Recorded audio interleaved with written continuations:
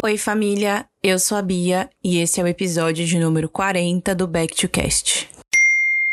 Gente, um recadinho pra vocês aqui antes do episódio começar.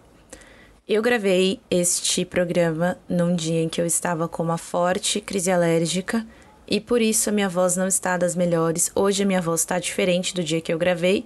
Não sei se melhor ou pior, mas eu sinto que tá diferente. E na edição eu tive que tirar muitas pausas, muitas respiradas, muitas fungadas. Espero que eu tenha tirado tudo. Espero que isso não incomode vocês, mas de qualquer forma sinto muito. Tô deixando esse recado aqui no início porque o áudio original tinha mais de 25 minutos e pelo que eu vi o episódio ficou com uns 20 e pouquinho. Então, pra vocês terem noção do tanto que eu fiquei fungando e respirando durante a gravação. E o meu outro recado é, façam cardio, para que vocês consigam falar e a respiração de vocês não ficar péssima como a minha está. É isso, bom episódio. Tchau.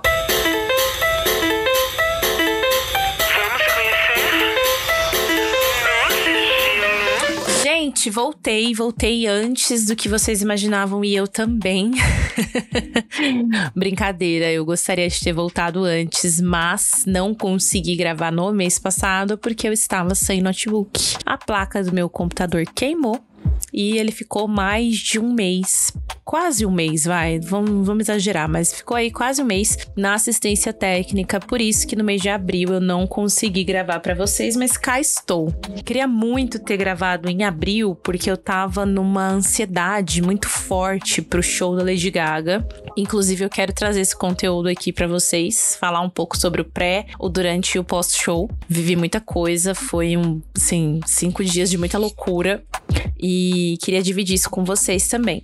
Nesse momento, eu estou gravando um vídeo para postar no TikTok do Back to Cast, lá no Instagram também. Então, se você ainda não segue, vai lá seguir o podcast nas redes. E se você está me vendo pelas redes, muito prazer, eu sou a Bia. Não estou falando com a parede, meu podcast é solo e te convido a ouvir. Está disponível em todas as plataformas digitais. Não vou cortar isso do áudio, então se você for lá ouvir o podcast, você vai ouvir de novo tudo que eu tô falando aqui. E é isso, espero vocês. Um beijo. Prontinho, gravei o meu vídeo, fiz o meu merchan e agora eu quero introduzir um pouquinho o assunto desse episódio aqui com vocês, que é o seguinte, gente. Hoje é dia 15 de maio e tem alguns dias que a gente tá acompanhando aí a CPI das bets. E aí assim, Bia, o que é CPI? De onde vem? O que significa isso? O que está acontecendo? Para que serve? Vou explicar brevemente para quem não sabe ou não conhece esse termo. CPI são comissões parlamentares de inquérito. Elas são criadas quando é necessário apurar alguma situação, alguma medida, algo que está sendo realizado. Então, cria-se uma CPI para que seja feita uma investigação, para que as pessoas sejam ouvidas sobre determinado assunto e, assim, o poder público possa atuar em relação àquela situação, seja criando um projeto de lei, seja incriminando alguém, caso seja necessário. Então, as CPIs, elas são montadas para que essas investigações sejam feitas e, enfim, ações políticas sejam tomadas em relação a isso. E está rolando nesse momento a CPI das bets, que é para investigar como eu posso dizer, a legalização não, porque é um serviço legalizado na teoria. Mas está rolando essas bets que estão, essa CPI que está acontecendo é para investigar a participação de influenciadores e a forma como essas bets são divulgadas nas redes sociais. O que é muito importante, né? É muito importante que essa investigação seja feita e que tudo isso seja friamente investigado, vamos dizer assim, porque a gente sabe que se tornou uma terra sem lei. Então a gente vê que os influenciadores, eles divulgam isso com contas demo, né? Ou aquele caso muito famoso da VTube, que é um vídeo ali que ela mostra que tá ganhando e no final tem a marca do editor de vídeo aparecendo. Então a gente sabe que por trás dessa divulgação, além de muito dinheiro, também tem muitas inverdades. É lógico que ninguém vai mostrar, ninguém vai fazer a divulgação perdendo dinheiro. Então eles estão sempre ganhando, estão sempre induzindo as pessoas. Os contratos ficam às vezes confusos de se entender. Então assim, tem influenciador que tem contrato da miséria lá, contrato que você ganha uma porcentagem daquilo que os seus seguidores estão perdendo. E a gente sabe que esse tipo de jogo, assim como bingo, assim como o cassino, assim como a maquininha de caça-níquel que tem tudo que é boteco e também é ilegal, tá disponível para todas as pessoas e é algo viciante. E é nesse ponto que mora o problema. As pessoas estão acreditando nesses influenciadores de que elas podem ter ganhos exorbitantes nessas plataformas. A gente sabe que essas plataformas não são para você ganhar, até porque se você ganha, a plataforma não tem lucro. Então, é feito para que as pessoas percam. E com isso, as pessoas estão se viciando cada vez mais porque elas acreditam, elas veem esses influenciadores com muita credibilidade, então ela acredita no que aquela pessoa vende. Ingenuidade, burrice, não sei, não vou chamar essas pessoas de burras, pelo amor de Deus, mas assim, elas acreditam naquilo e elas vão lá e elas jogam, e com esses jogos elas vão perdendo dinheiro e elas vão se viciando. Claro, muitas vezes você não começa perdendo, você começa ganhando, e você acha que você vai ganhar mais, você vai ganhar mais, você vai ganhar mais, só que a banca sempre ganha. E aí, nisso as pessoas começam a ficar endividadas, elas perdem dinheiro, elas perdem cartão de crédito, elas começam a pedir dinheiro emprestado, começam a vender coisas como um vício. Gente, vício. Isso vicia realmente. E a pessoa se vê numa situação de desespero onde ela precisa recuperar aquele dinheiro de alguma forma, e com isso ela continua jogando e perde o controle. E esse é o ponto muito sensível onde a nossa sociedade está se viciando massivamente nesse tipo de jogo de aposta. E aí as pessoas falam, mas ninguém tá te obrigando a jogar. Mas tem outras coisas que viciam e também são legalizadas. E aí eu vou dar um exemplo que eu li, se não me engano, no Twitter ou no Instagram, enfim, que era justamente uma pergunta assim: cara, imagine que uma pessoa alcoólatra tenha um bar no bolso 24 horas por dia disponível. Porque diferente de outros vícios, né, diferente do vício em drogas, diferente do vício em bebida, por exemplo, você tem um jogo ali no seu celular que tá na sua mão o tempo inteiro, a qualquer momento você pode jogar. Você recebe um monte de notificação, você vê influenciador falando. Isso não é só questão de influenciadores, porque a TV tá fazendo propaganda, nos ônibus tem propaganda, nas ruas. Cara, aqui perto de casa tem vários muros grafitados, negócio de Brasino, sabe? Então, essas propagandas estão em todos os lugares, mas o quanto isso está afetando a vida das pessoas é que é uma crise muito forte. Isso se torna um problema de saúde pública, né? Saúde mental pública. As pessoas estão viciadas e a gente precisa tratar isso de alguma forma. Até aí, tudo bem, né? Iniciou-se a CPI e alguns influenciadores que fazem parte desse meio, que divulga massivamente esses jogos, foram ali intimados a depor. Intimados. Você obrigatoriamente vai depor sobre aquele assunto. E aí, pelo que eu entendi, a Virgínia tinha um habeas corpus onde ela podia se negar a responder determinadas perguntas e a participação dela não era opcional. Então, ela deveria estar ali.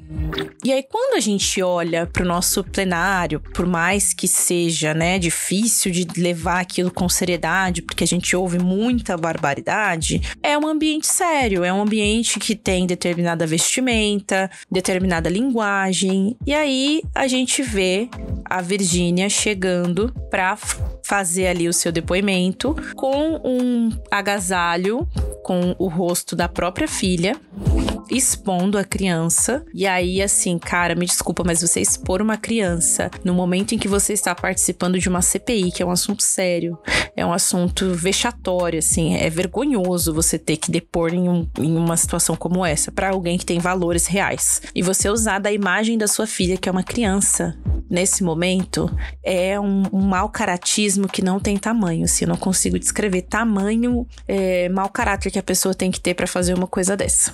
E ela chega lá com seu agasalho, com seu moletomzinho, com um copo Stanley rosa, com a marca da sua empresa registrada, porque ela sabe que muitas pessoas, né, que aquilo vai ter uma grande audiência. A gente vê ela chegando sem toda aquela maquiagem, sem toda a superprodução que a gente gente tá acostumado a vê-la por aí, simplesmente com o cabelinho lavado, um óculos para não chamar muita atenção, mantendo a limpeza do rosto, muito bem assessorada. E aí isso é outra coisa que me deixa muito irritada, é as pessoas tratarem tudo isso como, ai, como ela é ingênua, como ela é bobinha. Não, gente, uma mulher que tá faturando 750 milhões por ano com uma marca de produtos ruins não tem nada de boba.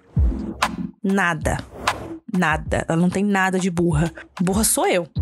Ela não tem nada de burra. Absolutamente nada. Tudo ali, exatamente tudo. Desde a vestimenta, a maquiagem, o cabelo, levar o marido, chegar cumprimentando todo mundo, mandar um Deus abençoe nossa audiência, bora pra cima. Tudo foi milimetricamente calculado pra viralizar. Ela faz tudo pra viralizar. Não tem um peido que ela não solte na presença das pessoas que não seja na intenção de ser um viral. Então não pensem que aquilo tudo foi só porque ela é uma menina boazinha e bobinha, né? E o deboche com que é tratado uma situação tão grave me irrita profundamente. A forma como aquilo é... A senadora, cara, me fazer concordar com a Soraya e com a Damares é demais pra minha sanidade. 2025, caralho. Mas assim, a senadora pergunta pra ela, mas você nunca viu ninguém que tenha falido ou que esteja numa situação de miséria por conta dos jogos? Não vi. Não sei. Ai, pega vídeo recente.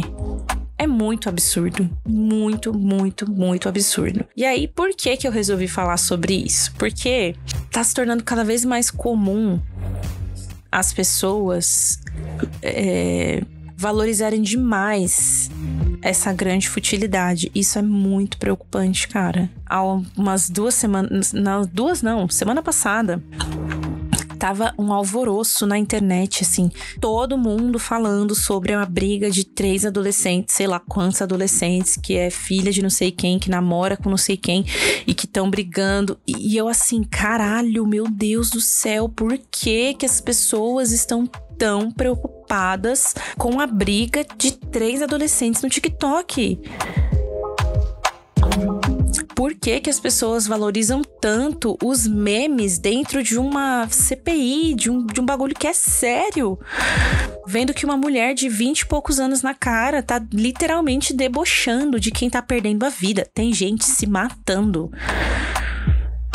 por conta de jogo de aposta. Tem gente destruindo casamento, destruindo famílias, graças a esse tipo de jogo. Tem família sendo destruída, tem gente perdendo tudo que tem.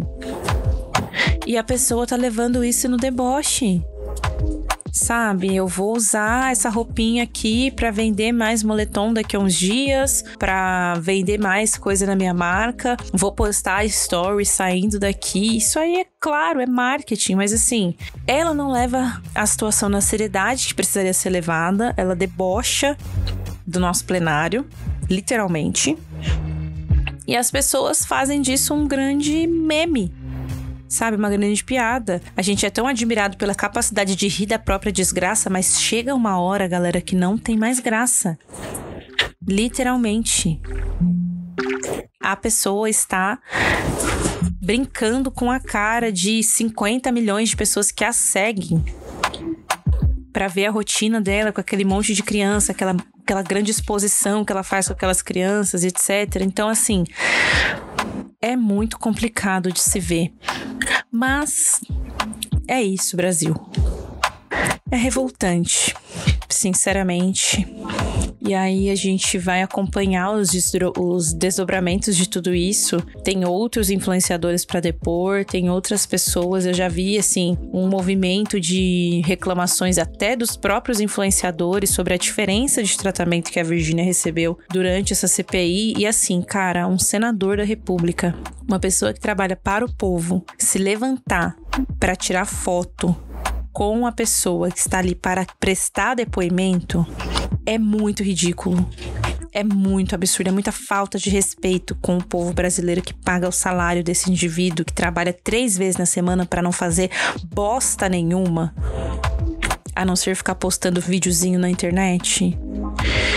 Então, assim, não tem como não se revoltar, cara. Não tem como eu, uma pessoa que eu trabalho todos os dias, eu acordo cedo, eu trabalho o dia todo, eu bato meu ponto, eu paro de trabalhar, eu dependo de uma segundo emprego, né, de uma segunda renda para conseguir manter as minhas contas em dias e viver com dignidade. Graças a Deus eu não tenho necessidades, mas para viver com dignidade eu tenho que abrir mão de muita coisa. Eu preciso, né, dos meus sacrifícios, porque eu não sou uma pessoa abastada, nunca fui. E ver essas pessoas ganhando milhões de reais por mês da desgraça alheia e ver o quanto elas se sentem acima das leis, acima de tudo, sabe? Poderosas a ponto de não precisar ter o mínimo de respeito com a legislação brasileira, com a casa que tá ali para representar os direitos do povo. Uma pessoa que não precisa, ela abriu a boca para falar que faturou 700 e não sei quantos milhões de reais, e ela fala isso abertamente nas